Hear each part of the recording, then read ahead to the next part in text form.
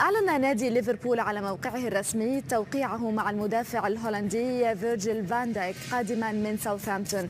ترسيم التوقيع حسب النادي سيكون مع فتح باب سوق الانتقالات الشتوية مطلع العام الجديد، ولم يذكر الموقع أي تفاصيل عن مدة العقد أو القيمة المالية التي تم الاتفاق عليها بشأن المدافع الهولندي صاحب 26 عاما، إلا أن تقارير صحفية ذكرت أن القيمة المالية قدرت ب84 مليون يورو ليصبح أغلى مدافع في العالم بعد أن كان اللقب من نصيب بنجامين ماندي مدافع مانشستر سيتي.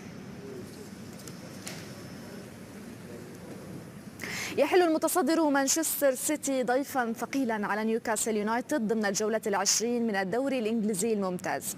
مانشستر سيتي الذي لم يعرف الخسارة في 19 جولة مضت يسعى إلى مواصلة مشوار تألقه وإضافة نيوكاسل إلى قائمة ضحاياه للابتعاد أكثر في صدارة الترتيب وتوسيع الفارق مع أقرب ملاحقيه إلى 15 نقطة، وبالمقابل سيكون إلحاق الهزيمة الأولى بالسيتي الدافع الأكبر لأصحاب الأرض.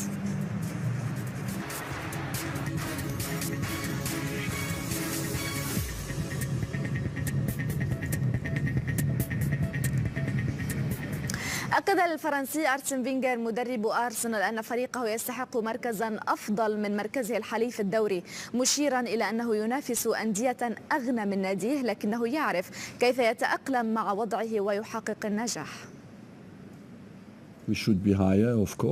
من المفترض أن نكون في مركز أفضل بالطبع. أنا لست سعيدا بمركزنا وهذا ما علينا أن نصححه. إننا لا نلعب ونبذل كل المجهود لكي نكون في هذا المركز، نريد أن نكون في وضع أفضل.